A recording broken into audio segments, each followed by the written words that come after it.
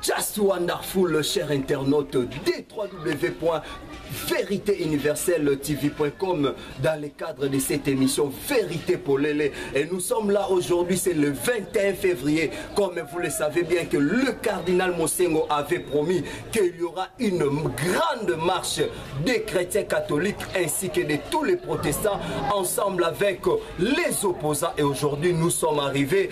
Laissez-moi vous dire que c'est vraiment scandale, c'est vraiment désolant parce que les chrétiens sont déjà là en train de marcher, mais la police est venue d'une manière brutale pour éparpiller afin que marche et komatina soukate et tout éviter que soukandeni parce que les chrétiens balobi ba kotikate ba sangno pe bazo lancer appel kaka na public bo poussa na tokende tokende. Et quant à moi, je vous dis restez toujours branchés, vous ne serez pas déçus parce que Yemoko le full boss, c'est lui que j'appelle le vieux propre de génération à génération, maître John de Marseille, Motema ya mama Misha mama sociale, moi si moko bien, merci na confiance, merci na ndenge ba disponibiliser chaîne Autopé site oyo pour na couper sabino ba information et biso toza toujours wana malgré baso boya tozo image mais tozo l'axa que nous sommes des kamikazes. Restez branchés et suivez, retrouvons-nous juste après cet élément. C'est parti.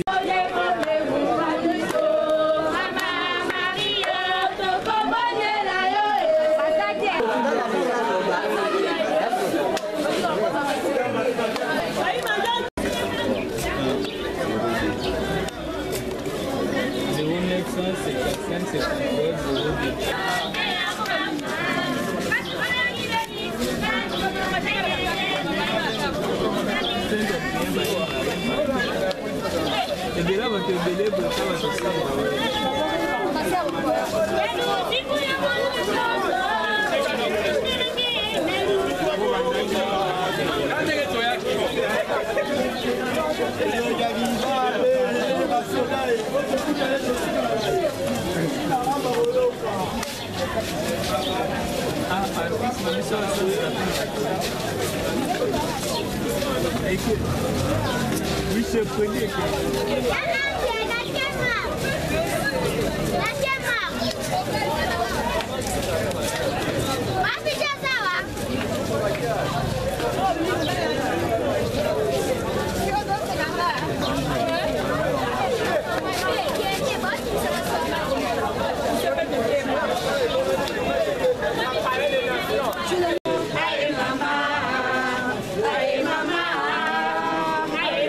Maman catholique,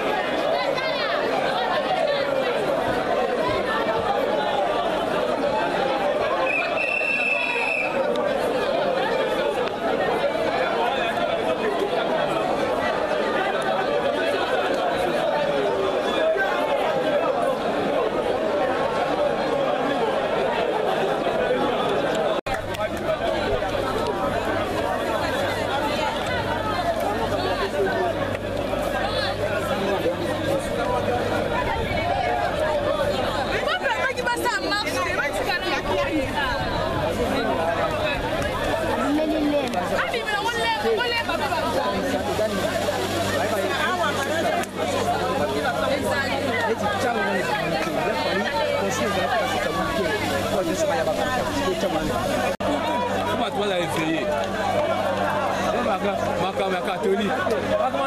Ma catholique. Là, il faut ma catholique.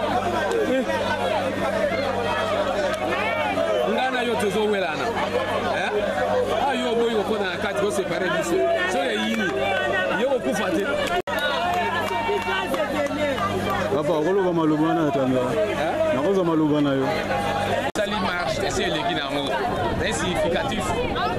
C'est l'équipe. Vous allez battre mi balé baso welana. Il faut battre monsieur ko na kaka séparer. Ko mandu ki so eleli, na so battu fandi ko kufa.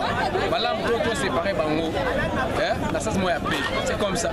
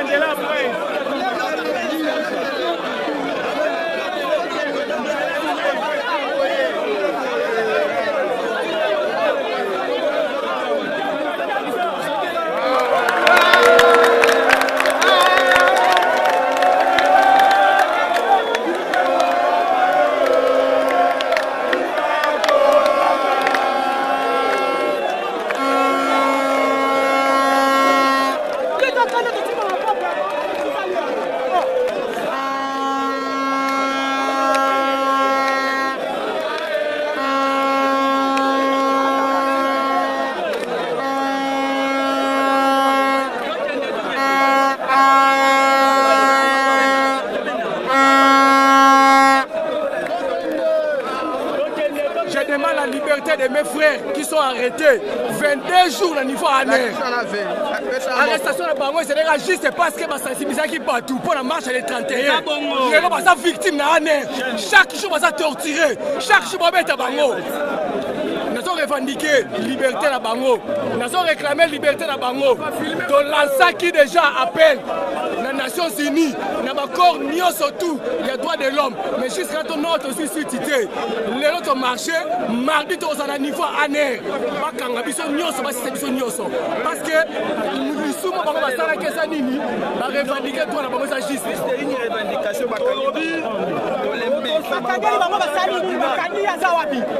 Que les médiocres dégagent.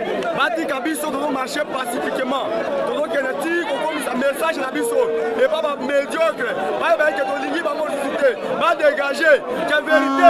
Les armes à la on a besoin d'élection. On a besoin de la colonisation. On a besoin de l'électricité.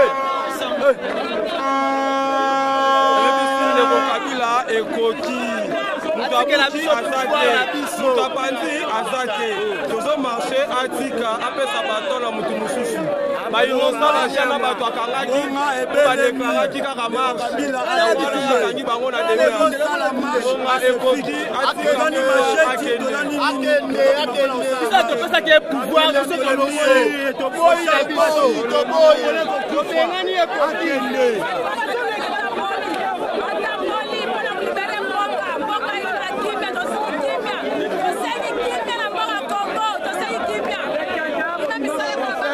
kumba biso ayebi lisusu kumba biso te aza médiocre yango moni tobimi boye biso nyonso tookende aza ivre akomi ivre tokotika moto aza ivre akumba biso na mboko te yango tobimi tomanifeste fo tokende tolakisa oyo bino osala ngo na mibeko yango tokende 16 ans olembi akende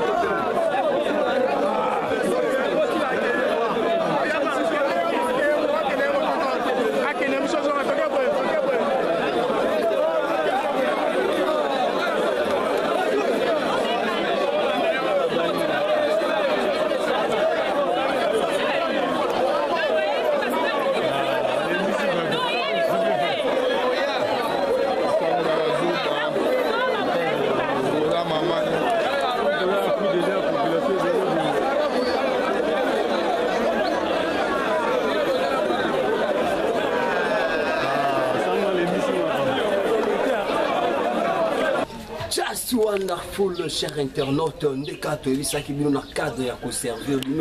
j'espère que mon image ils ont balancé que comment est-ce que les chrétiens va se décider qu'on marcher pour que la paix puisse régner au Congo, pour que les accords qui signent et à la respecter. Mon image, pas seulement ça, je vous laisse encore de suivre comment est-ce que marche Kosilaté, parce que selon des informations, qui déjà que la police a dispersé déjà chrétiens, église catholique, la police a limité Zaba marché, la police a limité population congolaise Abimana Balabala dans les cadres, selon Bango, dans les cadres il y a qu'on maintenir au paix, disperser, les gens restaient toujours branchés, vous serez informés de tout sauf rien. L'état pour moi de dire déjà un grand merci à celui que j'appelle les full boss, Joe de Marseille, Joe de Switzerland, Joe de Switzerland, Motema ya maman Misha, maman sociale et Balobi. Si vous voyez un homme fort, c'est que derrière lui il y a une dame forte. Elle s'appelle Misha de Switzerland. Restez toujours branchés ensemble avec Doudou Ninginina. Vous serez informés de toute la situation de notre pays et retrouvons-nous à la fin.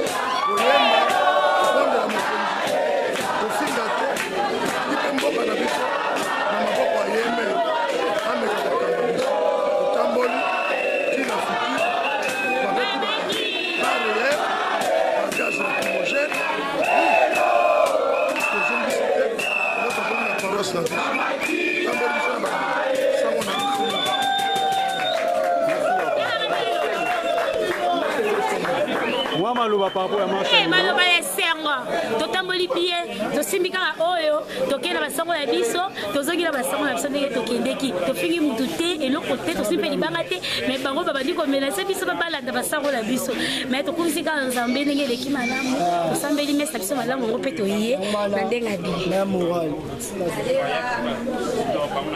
tokomaki na esika tosengeli kokenda me tokotaki te mpo banguna bazali na kati tosengeli te lokola batata milimo kokotisa bino na monoko ya nkosi yango wana tobaki tosukana ezali te tobangi me ezali ndenge ya prudence ya komitika te na maboko ya bato ya batomboki bongo nzambe akobatela biso tokozonga nsima te tokobanga te tokokoba tokokutana lisusu tokotala bamoya nini tokozwa mpo tokokoba lisusu mosala ya résistance bongo tosambela okombo ya tata mpe ya mwana mpe mosantu nzambe akokasi bonso tobateli yo totondi yo obateli biso na bokei mpe obozongi likama moko tozwi te totamboli mpo ya koluka koreklame respect ya accord oyo basalaki mpo ya kobongisa makambo ma ekolo ya biso batela biso na banguna ya baekolo ya biso ya bakonzi babe bakoboma babiso bakosala mobili awa moko wa biso akozonga ndako anzelu wayo azala na ye mpe bakoma na kimia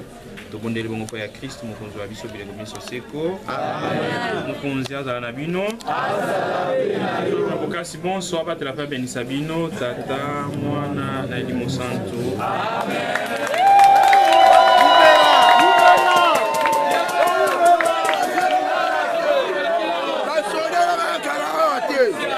na biso bayosenga mbongo awa bayaka senga mbongo na paroisse na biso te boyi totumba moko boyi policier moko oyo akoya awa akosenga mbongo tokotumba ye soki totumbi policier eza ndenge yango boyeboyeboye te totumbi ye mpona droit na biso ya mboka aya te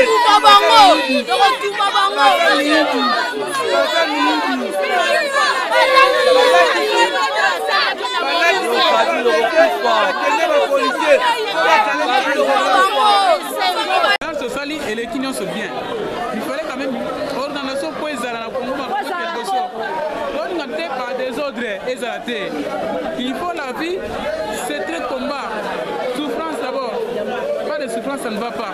On a ce circuit au coup d'un pili. Donc on dit qu'en on peut à Oza, donc on kila zate. On est sur le Salawana, on a un cadre sikoyo. Pays pour ce sort de vivre, comment bloc à boiter. Cela bloc à boiter, il fallait ezalaka na honneur. Mais ça semble la bonne chose, tu vas tomber ton mère. Tu as le catholique, tu le encore catholique. Tu vas le faire long c'est fini la vie. Comme tu as tant de pour la bota mala. Aïe pas kana malamu. Na mabe aso banamu. Tu peux s'en va pas. Non, biso to zappel. toi qui quoi appuyer marche l'église catholique parce que vous savez tant Israël bazala qui na balance qui défie pour na bango na Jéricho Nzambe a ebisi Josué à l'obi joie peuple bossa la marche pendant 6 jours et le 7e jour vous tournez 7 fois et Josué a qui peuple au basali Israël basala qui marche et puis na soukanango mira Jéricho et quoi qui mira Jéricho ezana Jéricho ezali ba dirigeant au bazo ko diriger lelo au bazali ko nyoko la peuple au bazo travailler pour na ba intérêt na bango mais na ba intérêt ya population en généralité. C'est pourquoi église corps ya Christ et bimi pour na koloba ke non toza na besoin ya ko sauver peuple oyo biso tozo ko kamba yango objectif ya marche ezalaki ke ko singa bandeko ba gouvernant ba respecter ba corps ya Saint-Severus ba corps et signamaki pour na ko organiser l'élection année passée le 31 décembre il y a 2017 cet accord a été bafoué.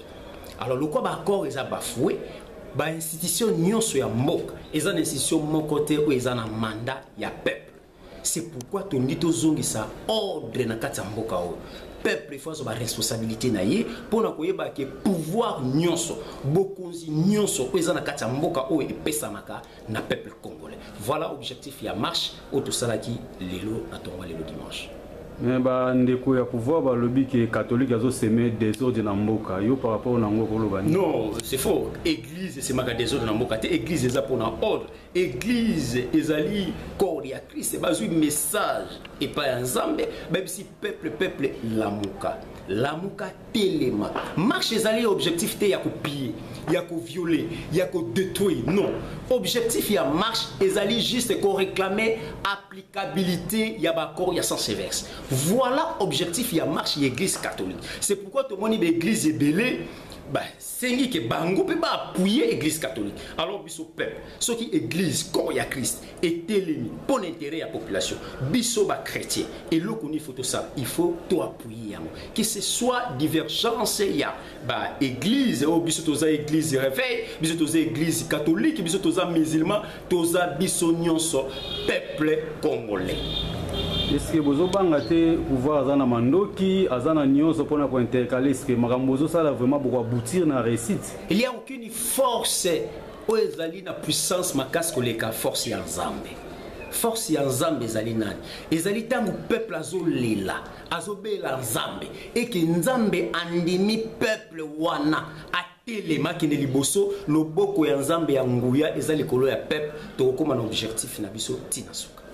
Moi, mot de la fin, je pas le gouvernement. Nasengi na ba gouvernement nyonso, bato nyonso bazo kamba mboka bo, bozala na motema ya malamu. Ya kosala makambo oyo koki kosunga population congolaise parce que nous sommes tous des Congolais. Ezala bino bandeko bozo diriger mboka. Ezala biso bato toza peuple toza libanda, biso nyonso to bengami ba Congolais. Eza malamu te ko diriger mboka na nde na mololenge bozo diriger mboka ba accord nyonso eza bafoué constitution bozo respecter en côté église même ezo ça la marche pacifique botindi ba militaire na nzela pour ba boma peuple mais so ba silisi peuple yo gouvernant au gouverner na voilà message on a sengi na ba gouvernement mboka na biso bandima koyoka voix ya peuple nde et ko sala en sorte que mboka oyo ezala na kimia. Merci. Bon, maloba kolobe ezali na kata marche oyo, je crois congolais sont sensibles à yebi ce qui se passe dans notre pays, vini ni condition ni ya vie oyo ba congolais bazo vivre. Le kola mbele pesa maki utaki panzambe et kola ki na basali na ye ba avertir biso nyonso peuple congolais et sengi to telema to sala o nzamba lingi parce que comme na temps oyo nzamba lingi a délivrer mboka na ye. Objectif ezali que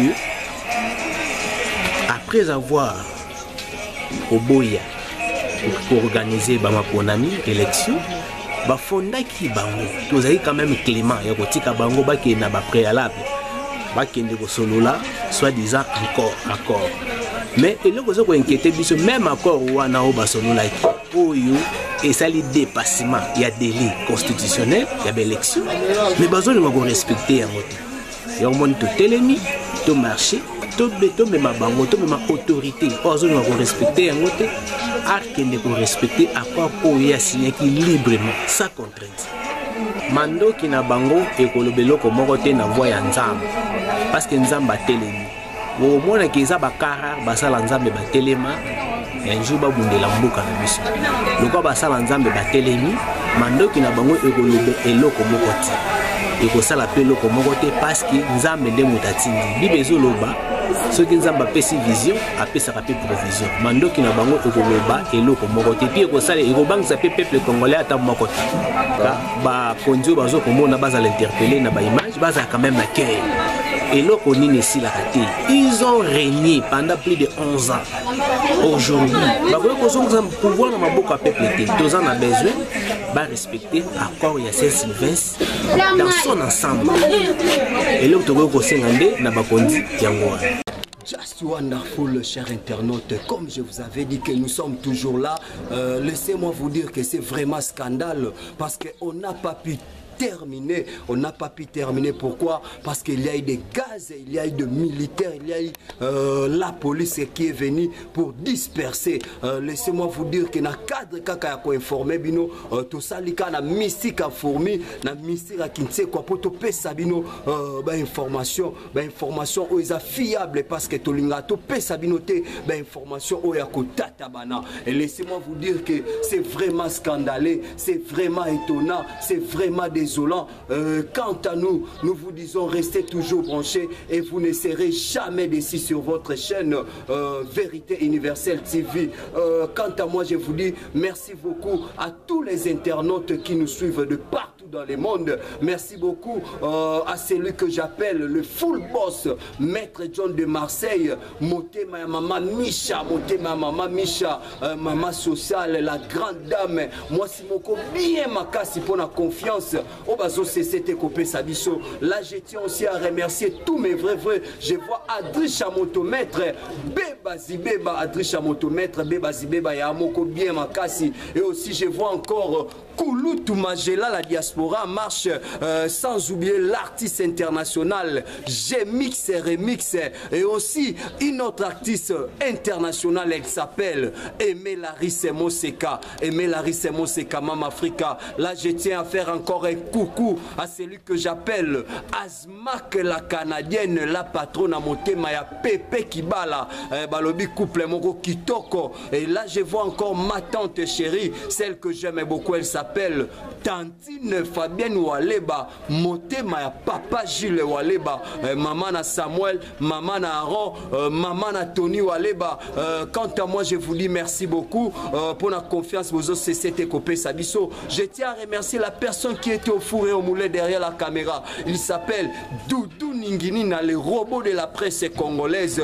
Et quant à moi, je vous appelle, abonnez-vous massivement sur votre chaîne Vérité Universelle TV et aussi partagez nos vidéos et vous ne serez jamais déçus. Et là, je tiens aussi à remercier ma petite propre que j'appelle Stéphie Kandolo, la grande dame, moi sa poids, moi si mon bien ma kasi et nasuka na nyo soto sani to panzika